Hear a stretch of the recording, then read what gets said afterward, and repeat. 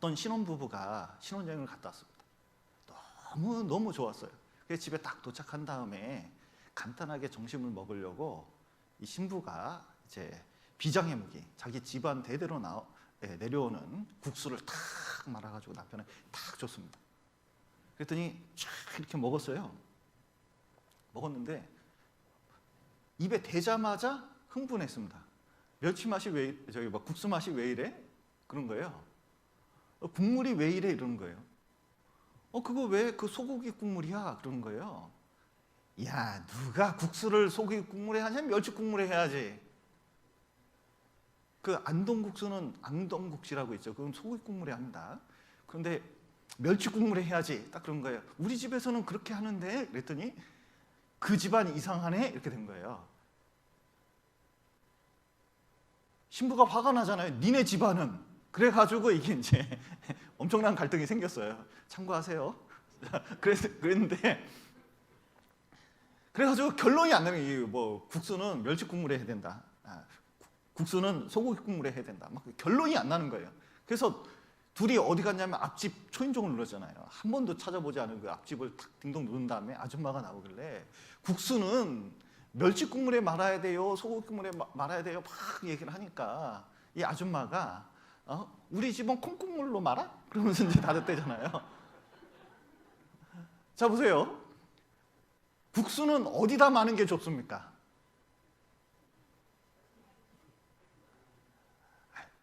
이게 중요한 건 국수를 어디다 마는 게 중요한 게 아니라 결혼을 했잖아요. 결혼의 목적은 이겁니다. 경제적 안정을 위해서 결혼하는 게 아닙니다. 그리고 성적 만족을 위해서 또 서로 위로하기 위해서 결혼하는 게 아니에요. 그것은 부차적인 거고 성경에서 결혼의 궁극적인 목적은 무엇이냐면 둘이 연합이 무엇인지 가르쳐 주려고 하는 거거든요. 그러니까 둘이 연합하는 게 그 훨씬 중요한 거예요. 결혼할 때 이게 맞춰가면서 살아야 돼요. 그러면 그거 소고기 국물이야 그렇게 얘기를 하면은 신랑이 어떻게 먹어야 돼요? 먹을 때? 새로운 맛 그러면서 먹어야 되죠. 그럴 수도 있어. 근데 속은 마음에 안 들어도 한번 맛있게 먹어줘야 되는 거예요. 그리고 맨날 소고기 국물로만 먹을 수 있어요? 야, 한번 멸치 국물로도 한번 말아보자. 뭐 그러면서 먹어보기도 하고, 그리고 여름에는 콩국물로 말아보기도 하고 그런 거잖아요. 이게 중요한 것은 어떤 한 가지가 옳냐 틀느냐가 중요한 게 아니라 그건 취향의 문제이고, 중요한 것은 교회 안에서 하나가 된다는 게 훨씬 중요한 거거든요. 그런데 교회 안에서 지나치게 의인이 되고 지나치게 지혜로운 자가 될 때가 있어요. 그러니까 너무 옳아도 너무 옳아.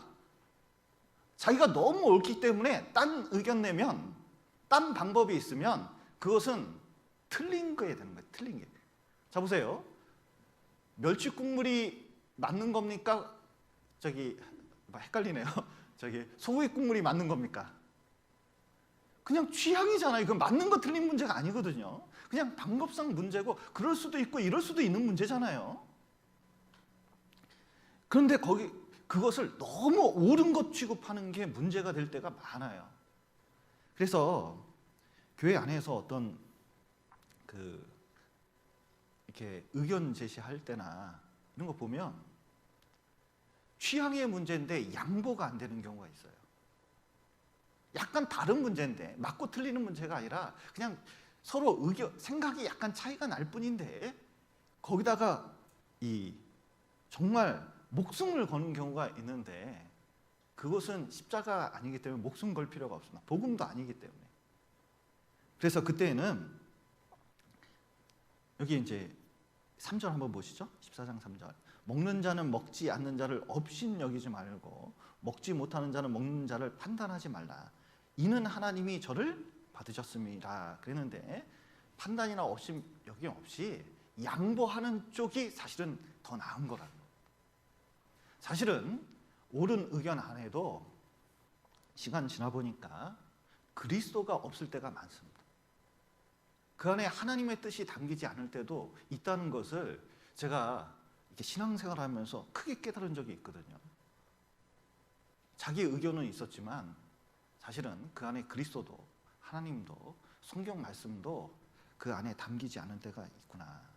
우리는 그것을 잘 돌아보고 오라도 이것이 연합하는데 과연 도움이 되는지를 항상 생각해 볼 필요가 있습니다. 그리고 왜 교회가 자꾸 갈등이 생기냐? 사람을 따라 행하기 때문에 그렇거든요. 여기 고린도전서 3장을 보시죠.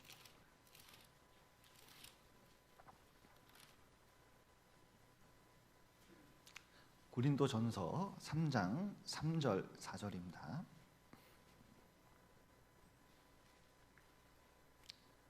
3장 3절부터 4절까지 제가 읽겠습니다. 너희가 아직도 육신에 속한 자로다. 너희 가운데 시기와 분쟁이 있으니 어찌 육신에 속하여 사람을 따라 행함이 아니리요. 어떤 이는 말하되 나는 바울에게라 하고 다른 이는 나는 아볼로에게라 하니 너희가 사람이 아니리요. 자, 여기 보시면 자꾸 육신, 의견이 갈리면 그때부터 누구 앞장 세우는지 아세요? 자, 보세요. 어떤 의견이 있으면 그들 대 우리들 이렇게 이제 사람들이 생각합니다. 그러니까 정치하고 너무 비슷해요. 우리나라 정치하고. 그들 대 우리들 이렇게 생각을 하거든요. 그러면서 뭐냐면 사람을 앞장 세운다는 거예요. 사람을 앞장 세우는데 그럴싸하는 사람을 앞장 세워야 되잖아요. 고린도 교회는 바울파, 아볼로파, 게바, 베드로파, 그리스도파 이렇게 앞장 세웠습니다. 근데 보십시오. 바울, 베드로, 아볼로, 그리스도 다 하나일까요? 따로 다를까요? 다 하나거든요. 그런데 바울은 이렇게 얘기했다. 아니다. 게바는 이렇게 얘기했다. 아볼로는 이렇게 했다. 아니, 그리스도는 그러지 않을 거다. 이런 식으로 얘기한다는 겁니다. 되게 이상한 일이에요. 자, 보세요. 옛날에 어떤 외국 지역에 그 초창기에 복음이 들어가는데 그 이화무 목사님 테이프도 들어가고 우종호 목사님 테이프도 들어가고 그 다음에 서도성 목사님, 홍정희 목사님 테이프가 들어갔습니다. 그런데 테이프가 각각 들은 사람이 생겼어요. 근데 만나서 구원받고 만나서 교회를 이루게 됐습니다. 그랬더니 그 교회 안에 파가 4개가 있더래요. 이호암파, 우종옥파, 홍정현파, 서도석파. 하는 얘기가 뭐냐면 서도석 목사님이 이렇게 얘기했다. 이 목사님이 이렇게 했다. 막 이렇게 얘기하는 거예요. 그게 말이 맞을까요? 틀릴까요? 말이 안 맞는 거거든요. 그런데 왜 바울, 게바, 그 다음에 아볼로 이런 사람들을 앞세워서 자꾸 그 말을 인용할까요? 이유는 사실은 그분들을 앞세운 게 아니라 자기를 앞세운 거예요. 그리고 자기들끼리 모이려고 이렇게 하려고 그런 이제 의견 제시를 하는 것뿐이라는 겁니다.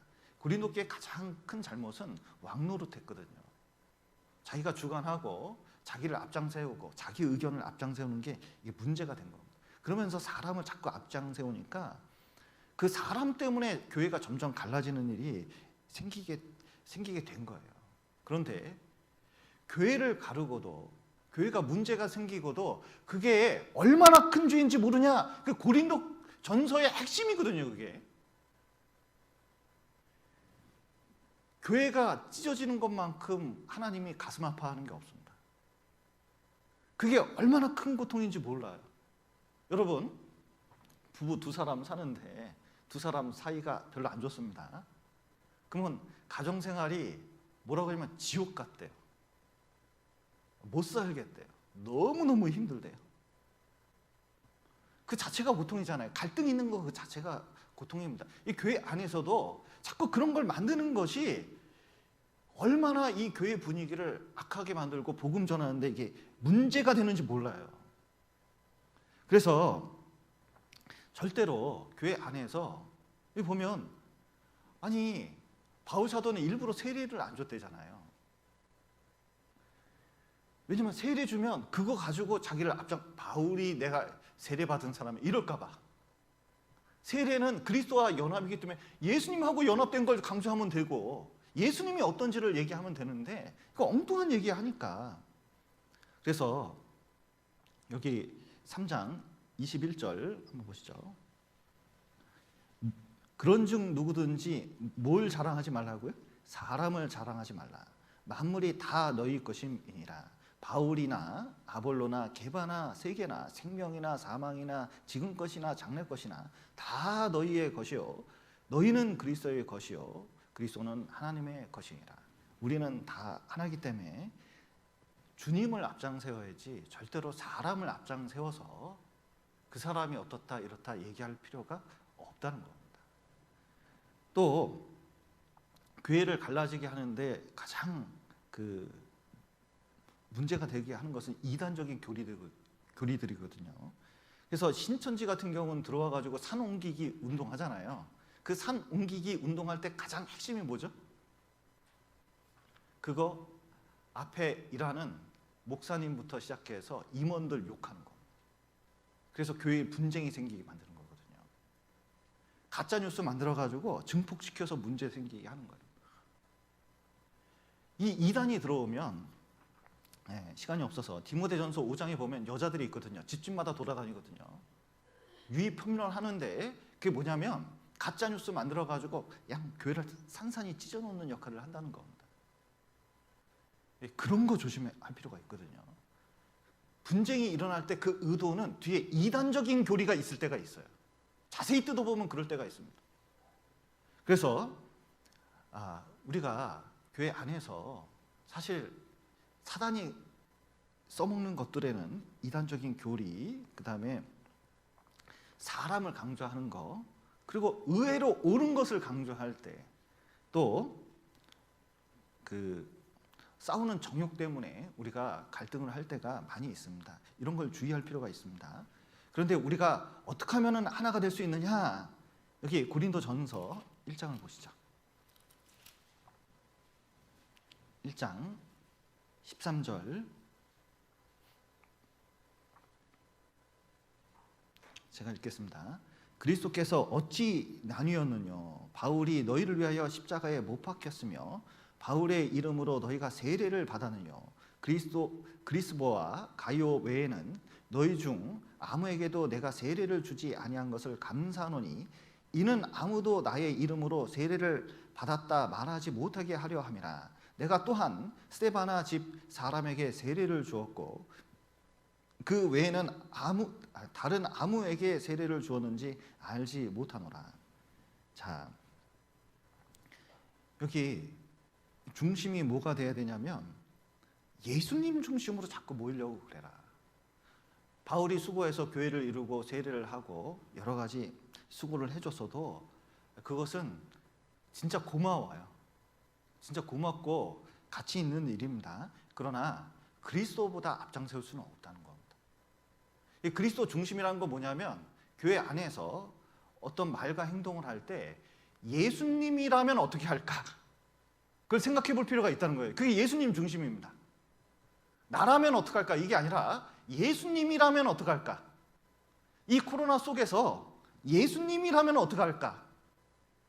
교회를 셧다운 시킬까? 아니면 이거를 진행시킬까? 아니면 그냥 굳세게 모이게 할까? 뭐 등등 있잖아요. 진짜 예수님이라면 어떻게 할까? 성경은 어떻게 말씀하고 계신가? 이게 중심이 되겠잖아요.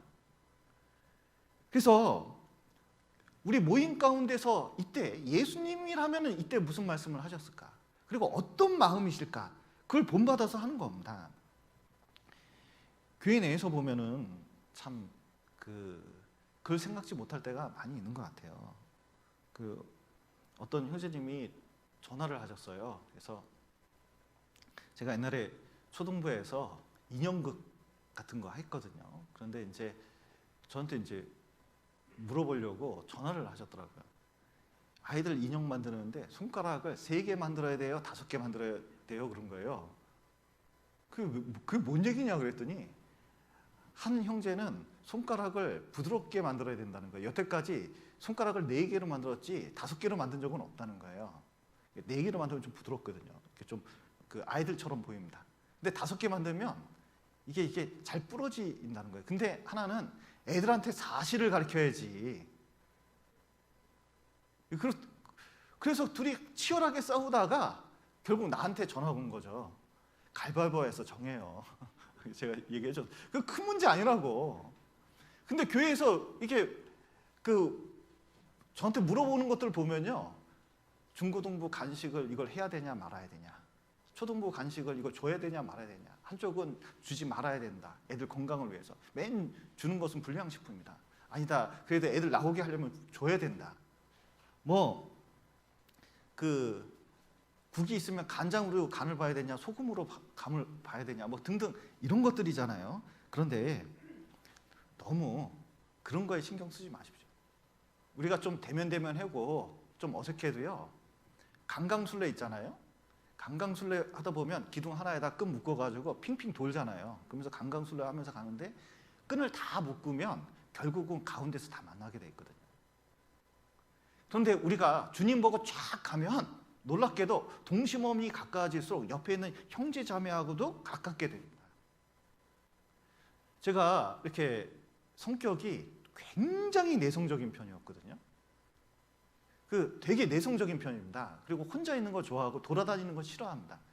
어쩌다 전도인 돼가지고 각 교회를 돌아다니면서 설교도 하고 전도 집회도 하는데 제 체질하고는 안 맞아요. 낯선 데 가서 자고 뭐 이런 거 정말 싫어하고, 수양에 가서 이렇게 그 노상에서 옛날에 잤잖아요.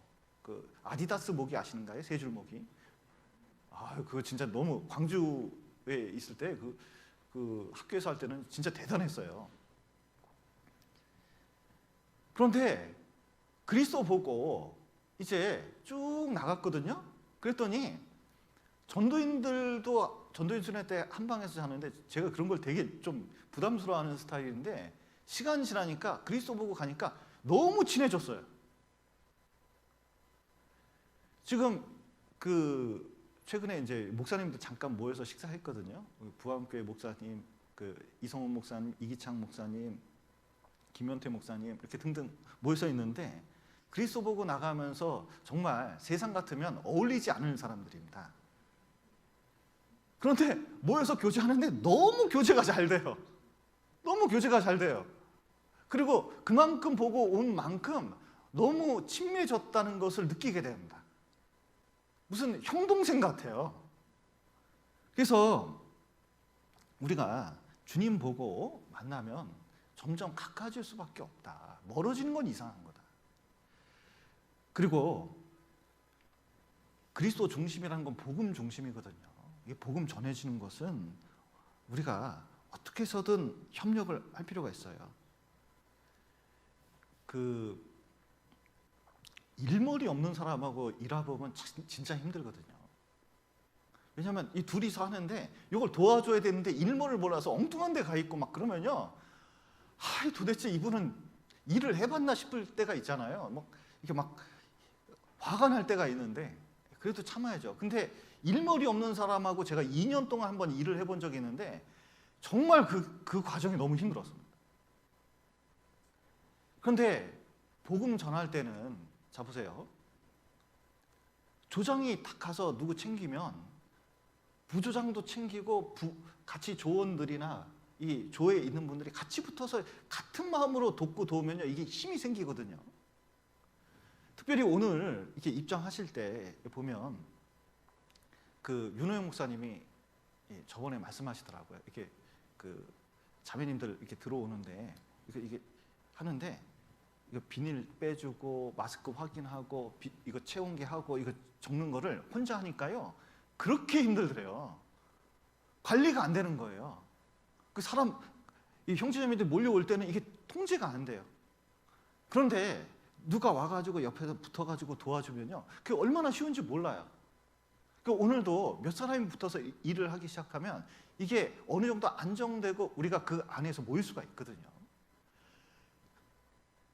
그래서 복음이 전해질 때는 가능하면 다 같이 모여서 해야 되는 그 일들이 있습니다. 이 두 번째, 우리가 어떻게 하면 하나가 될 수 있나? 고린도전서 1장 10절 한번 보시겠습니다. 형제들아, 내가 우리 주 예수 그리스도의 이름으로 너희를 권하노니 다 같은 말을 하고 너희 가운데 분쟁이 없이 같은 마음과 같은 뜻으로 온전히 합하라. 자, 이 부부라도 남편 입장에서 아내의 의견이 있지만 남편을 따라줄 때 이게 얼마나 고마운지 모릅니다. 그러니까 누가 같이 동행하면서 따라줄 때 이게 가족이고 이게 힘이구나. 이 세상 깨닫게 되는 경우가 있을 수 있잖아요.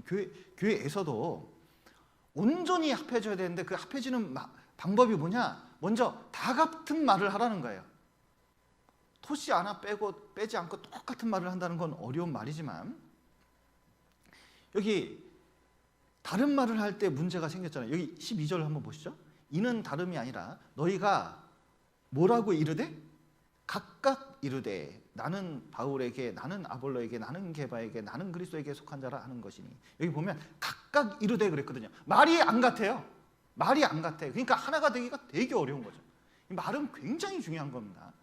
부부도요, 조사를 해봤더니 둘이 언어 습관이 비슷하면 행복해질 가능성이 훨씬 높답니다.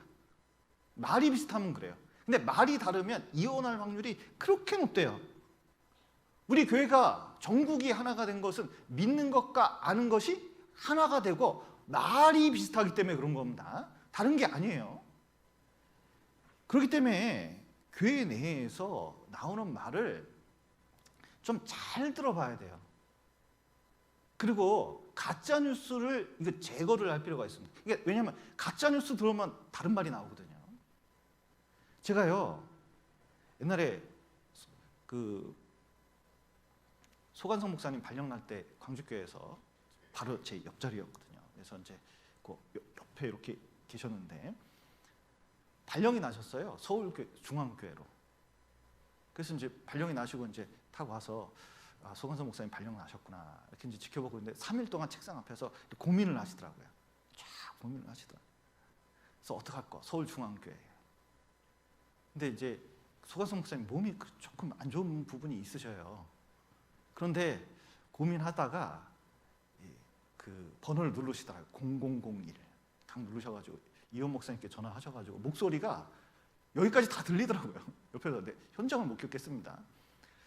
이 고민을 하시다가 안산교회에 계신 신영철 목사님을 서울로 보내고 자기를 다른 데 보내달라고 부탁을 하더라고요.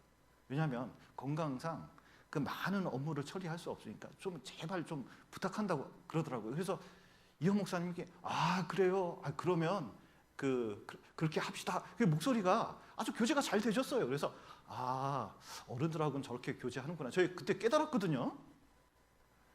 근데 시간이 한참 지나고 어느 날 신영철 목사님이 서울교회에 계시는데 이 엉뚱한 소문이 들리는 거예요. 마치 이게 신영철 목사님을 어떻게 하려고 한다 뭐 이런 이상한, 그래서 서울중앙교회로 보냈다 이상한 소문이 드는 거예요. 자기는 그 전화를 들어보지도 못해놓고 왜 그런 일이 생겼는지 알지도 못하면서 그런 얘기를 하는 거예요. 그러면서 교회를 깨려고, 큰 등치를 깨려고 하는 의도가 있는 말들이 얼마나 많은지 몰라요. 여러분, 정말 교회 가운데서 이 팩트만, 그리고 이 갈등이 생기지 않게 말하는 법을 알아야 됩니다. 왜냐하면 댐이 터질 때 작은 구멍에서 생기는데 작은 말, 다른 말 한마디가 이 교회를 깨는 경우가 많이 있기 때문에 그렇습니다.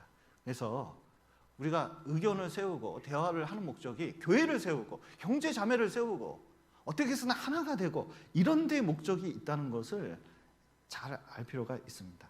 그리고 다시 한번 1절 10절 형제들아 내가 우리 주 예수 그리스도의 이름으로 너희를 권하노니 다 같은 말을 하고 너희 가운데 분쟁이 없이 같은 마음과 같은 뜻으로 온전히 합하라. 자, 마음을 합해야 됩니다. 자, 마음을 합한다는 게 뭐냐면 이런 겁니다. 저희 집 그 4명은 식성이 다 틀립니다. 저는 완전 채소. 그리고 저희 자매와 아이들이 식성이 뭐 아들은 완전히 고기파. 그리고 뭐 저희 자매 같은 경우는 그 특별히 이게 좋아하는 것들이 있습니다. 그러면요, 어떤 일이 생겨가지고 한번 회식을 하자 그러면 너무너무 힘들어요. 음식이 맞는 게 별로 없어. 그래서 무슨 뭐 분식집을 가든지 아니면 저 백화점을 가든지 해서 뭐 거기서 다양하게 먹을 수 있는 걸 먹어야 되나 뭐 싶을 정도로 그렇게 힘들어요, 이게. 그런데 이게 맞춰지는 때가 있어요. 맞춰지는 때는 뭐냐면 누구 하나가 포기를 해야 돼. 저는 채식을 포기하고 하나는 이쪽을 포기하고 그러면 마음이 잘 맞아. 그러니까요. 마음이 똑같이 오르면 하나 맞추기가 어렵잖아요. 마음 맞추는 것은 그리스도에게 맞춘다는 것은 그리스도가 낮아진 마음이거든요. 그러니까 가능하면 그리스도의 마음을 갖고 이 낮아진 자세를 취하자. 그러면 마음이 합해진다는 걸 이걸 알 필요가 있습니다. 마음을 합한다는 게 그런 뜻입니다. 낮은 마음을 갖자. 웬만하면 진짜 이 복음을 전하는데 방해만 안 된다면 낮은 마음을 갖자. 그리고 뜻을 합해야 되거든요. 두 사람이 의합지 못하면 어찌 동행하겠으며 그랬는데 징기스칸이 7 아들을 불러다가 짝대기 7개 구해오라 그랬거든요. 자기 나름대로 짝대기 좋은 거 가져왔습니다. 그랬더니 그 중에 하나 딱 주면서 부러뜨려 봐라. 그랬더니 툭 하니까요. 다들 자기 거 툭툭툭 부러뜨려요. 그런데 그 짝대기를 7개를 딱 묶고 한번 부러뜨려 봐라. 그랬더니 아무리 힘이 세도 그걸 못 부러뜨렸거든요. 니들이 뭉치면 살 것이고 흩어지면 죽을 것이다. 그래서 이 징기스칸 이후에 몽골 제국이 그래도 어느 정도 유지가 됐거든요. 이게 7 아들이 똘똘 뭉쳤어요. 우리나라 고구려 보십시오. 고구려 영계 소문은 대단한 장군입니다. 아들이 4명이 있었거든요. 연남생, 연남건, 연남산, 연정토 이렇게 4이 있었거든요. 근데 연남생이 영계 소문을 이어가지고 이게 힘을 쓰는 사람이었는데 두 동생이 형 아들을 죽여버렸어요. 그리고 내쫓아버렸어요. 그러니까 너무너무 화가 나잖아요. 당나라하고 붙어서 고구려를 쳐부쉈으니까요. 내부 갈등이 큰 피해로 돌아오게 된 겁니다. 그래서 어떤 정해진 뜻이 있으면 뭐 방역에 관해서 예를 들어서 코로나 때 어떻게 하겠다 이렇게 있으면은 웬만하면 같은 뜻으로 마음을 모아주는 것이 꼭 필요하다는 거예요. 그래야 힘이 생기는 겁니다. 그리고 이제 교회가 하나 되는 방법이 무엇이냐? 앞에 있는 사람을 따라줘야 되거든요. 히브리서 13장 보시겠습니다.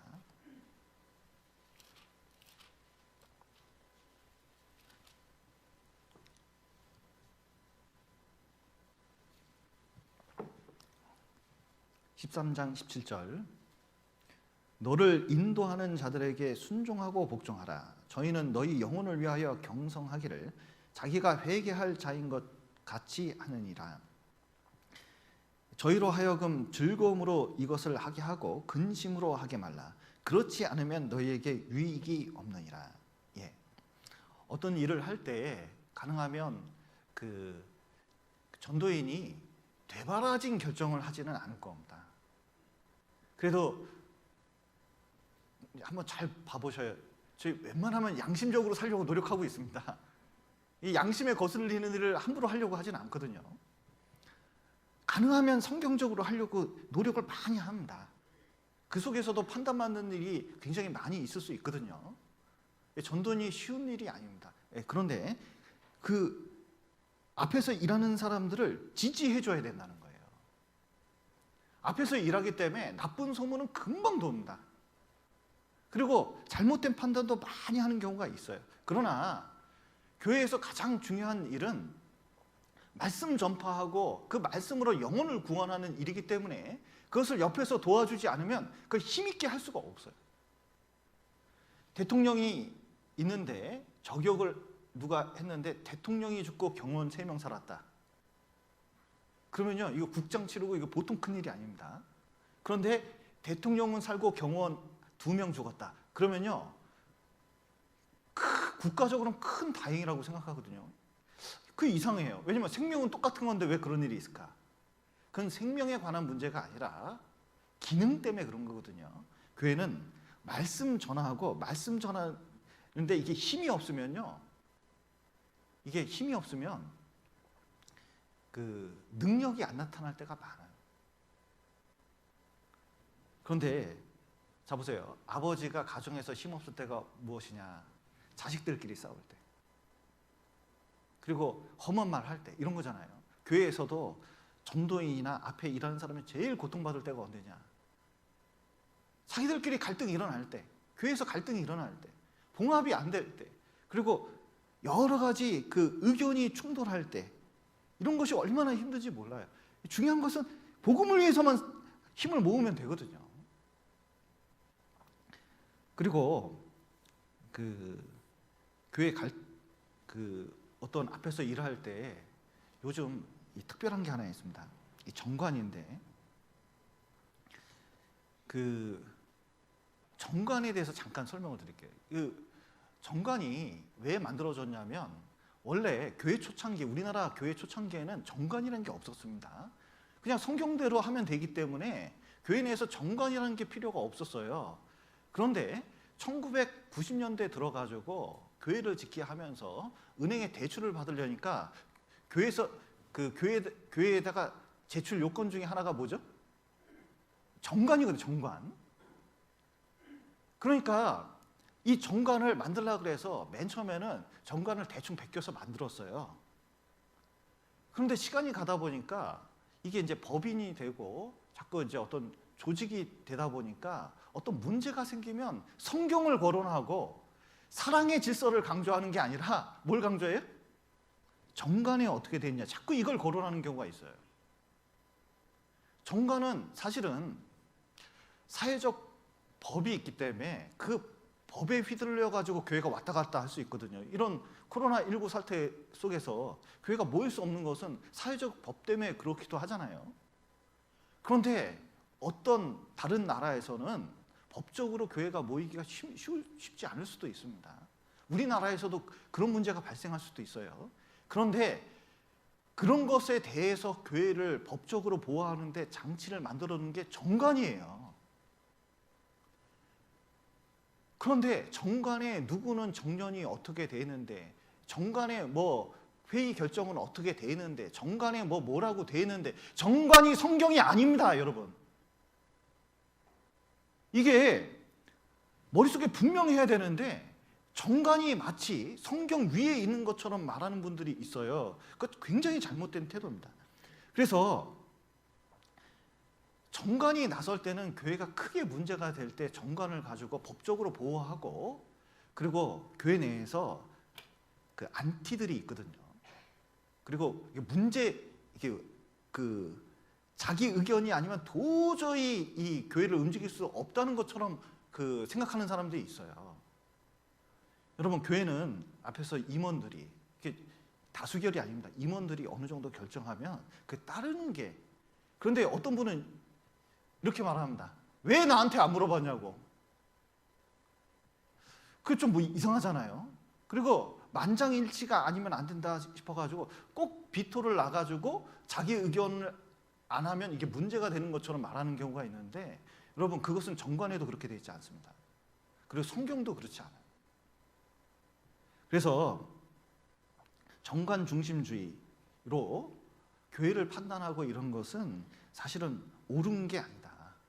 그리고 정관은 교회를 유지하기 위해서 가이드라인을 잡으려고 그런 것이고, 그리고 자꾸 누군가 정년 얘기를 자꾸 하는데, 교회에서 정년을 정한 것도 목회자를 위해서 그런 거거든요. 여러분, 저는 몇 세에 은퇴하고 싶을까요? 몇 세에 은퇴하고 싶겠습니까? 할 수만 있으면 진짜 그런데 주님의 명령이 있고 교회를 세우는 게 있잖아요. 할 수만 있으면 전도인에게 물어보셔요. 진짜 대부분은 다 하루라도 빨리 그런 마음이 있어요. 그런데 하는 일 자체가 너무 중요하잖아요. 그리고 어떤 분은 정년을 넘어서 교회를 위해서 할 필요가 있으니까 하는 거거든요.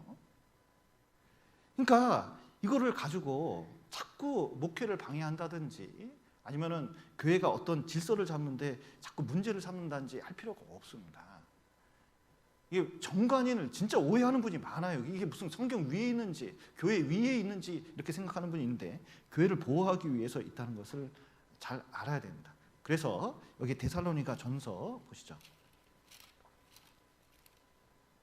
5장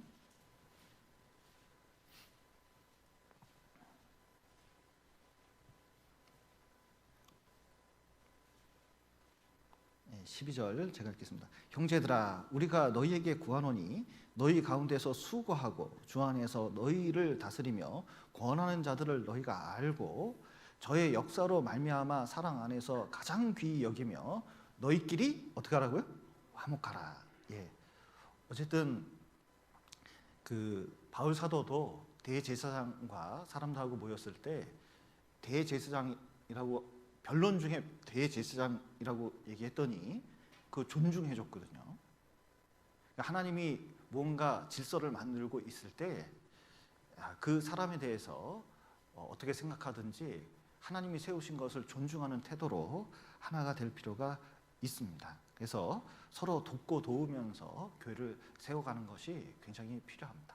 그래서 오늘은 지난번에 하나가 되는 이유 그리고 하나가 되는 그 방법에 대해서 잠깐 말씀을 드렸습니다.